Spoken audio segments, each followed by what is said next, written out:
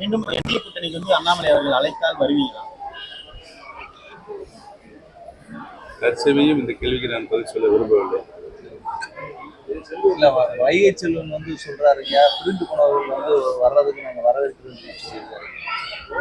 வைகை செல்வன் எந்த கட்சிக்கு இருக்காரு? அதிமுக இருக்காரு. என்ன பொறுப்பு இருக்காரு? அவர் பவர் கொடுத்துருக்காங்களா? கூட்டணி பற்றி பேசுறாரு.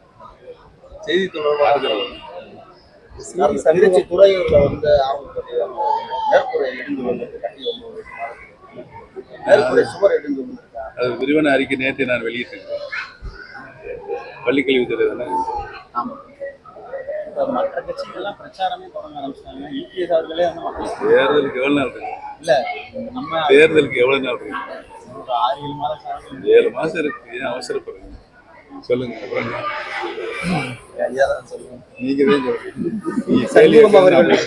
சண்முகம் அவர்கள் சொல்லியிருக்காருல்ல சார், கூட்டணி சேரக்கூடாது, சேர்க்கப்படாது. யாரு சிவி யாரு போய் அவர் வீட்டு வாசல் நிற்கிறது கூட்டணி சேருங்க? விஜய் அவர்களுக்கு மட்டும் வந்து இந்த பிரச்சாரத்துக்கு மக்களை சந்திக்கும் போது நிறைய கட்டுப்பாடுகள் விதிப்பதாக ஒரு குற்றச்சாட்டு இருக்கு. அது எப்படி பாக்குறீங்க? விஜய் அவர்கள் தேவையில்லாத கட்டுப்பாடுகள், தேவையில்லாத அது வந்து டிஎம்கே வந்து பயப்படுதா? அவர் திரும்ப திரும்ப சொல்றாரு டிஎம்கே தான் எதிரி அப்படின்றாரு.